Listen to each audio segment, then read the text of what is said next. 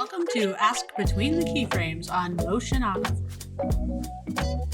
Welcome to Ask Between the Keyframes. We're back. It's obviously been 2 weeks. And we have another great question. The question is kind of simple. It's how do you career map in an ever-changing field?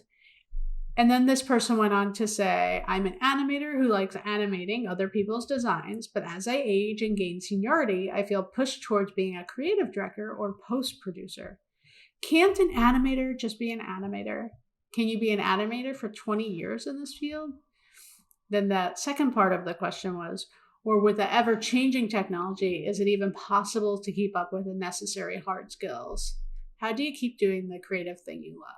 And I just will simply say, you just keep doing it. You do not have to be a creative director. Being a creative director or an art director or any kind of management changes your job completely. So if you love being an animator, be an animator. You can be an animator for 20 years. The only thing that would change is you would have a senior in your title, and then your salary would go up based on how efficient you are, how communicative you are, how dependable you are, how quickly out of the gate you get it, like how much you maybe mentor. Right. Can you that's what I was going to say. Can you lead a team of animators? You're still animating. Right. So yes, you can be an animator for 20 plus years, and you just become more efficient and you get paid better and better for it. I was going to say, in terms of maybe keeping up with the changes, I just, that made me think about, we started in SD. It was kind of a squarish rectangle. Then we went HD, and then it's like, then we started doing vertical, and we did square, right? And then we did the crazy at-home billboard. So it's really more just adapting to the formats. I think the tempos and maybe the timelines, a lot of them got a lot shorter in some instances. Instead of 30s, like maybe we're doing, or series or, panels. But, my initial just thinking about it from my own experience is that I do think you can just, if that's what you like to do, you can totally do it. And I've kind of kept up 20 plus years now as really a design animator, but I thought about with my, if I just want, and I like animating other people's designs. And sometimes there's a certain kind of, it's less intense when I'm putting on my designer hat. It's a heavy lift. It's a heavy creative lift. Not that animating isn't, it's just different. It's different. Like the design's there, and I'm coming up with an animation system or a creative solution for how that's all going to come together.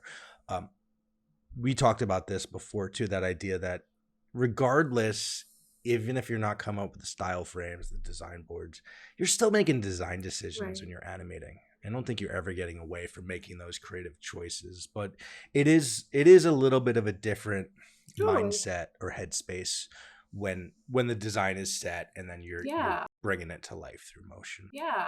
I mean, certainly sometimes even with our studio, even though we're super strong on design, they bring us, a PSD and they're like, bring it to life kind of thing.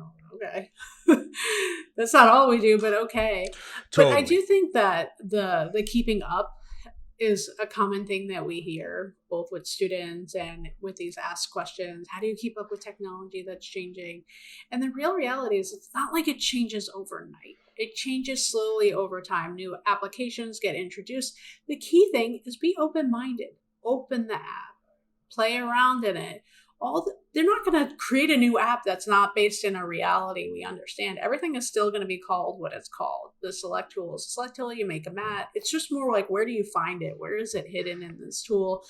And then maybe just like as you meet new people, and you see somebody do something a different way, or you get a comp where something's like, what? How do they do this? Really like investigate and see. It might create efficiencies in your own work. Like don't hesitate to look at tutorials and things like that. A good way to evolve your career over the 20 years is to add like new skill sets. So if you're a 2D animator that like loves kinetic type, maybe get into a little cell animation, maybe get into a little 3D. And then if you like that, keep going. And then if not, kind of reel it back in. But, certainly kind of opening up, in that way is a good idea. but I don't think everybody needs to be a jack of all trades. Like, you don't need to get into nuke or the flame or be like all the things to all the people, but working adjacent a little bit to what you do is a nice thing and keeps you fresh and keeps you thinking maybe how they are thinking when you're working with them. Do you know how I keep up with software and hard skills? Oh, well, yeah, teaching. Of course. It's a huge one. No, seriously, that helps me so much because I mean, I feel like that's part of my job is to stay on top of it. Although, I'm like anyone else, I get, hey, this is the way I've done it and it works. So why am I going to mess with it? And I think about something like in After Effects, shape layers in After Effects. I love shape layers in After Effects, but I didn't always love them because, for the first 10 years of my career, like they didn't exist. And then all of a sudden they introduced them and then I just make them by accident when I was trying to mask out something and I didn't have it selected. I'm like, stupid shape layer. And then, while I was teaching, a student was doing something. I was like, whoa, what's that? He's like, it's shape layer. I'm using trim paths. And I was just like, show me that. And then I was like, that's cool. And then I was like, all right, now I'm going to do a deep dive, learn everything I can about these. And I use them all the time. And I just finished prepping a class, basically a software kind of training class, some of the basic level. And I was doing all this Photoshop stuff, and I've been teaching how to make like good selections in Photoshop for like ever, and I love the pen tool, and I'm like, I can so fat. And then this object selection tool, that thing is crazy, right? It's just like, click on the object. It just makes almost perfect selection. And you still got to tighten it up. And it's just an example where but the need to stay on top of the technology and also just being open. So when I see the students doing new things, I'm like, show me that. And then I bring it into the teaching flow, which ultimately comes back to my own professional creative practice. The other thing you would mention that I wholeheartedly agree with is getting in other people's comps is really cool. Like, because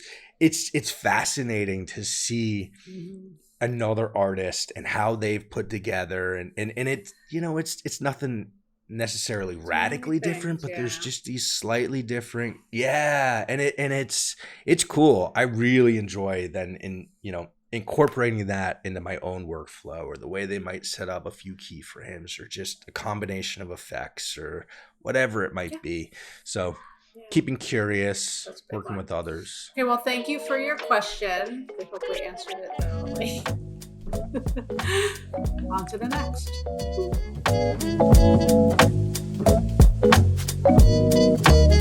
next.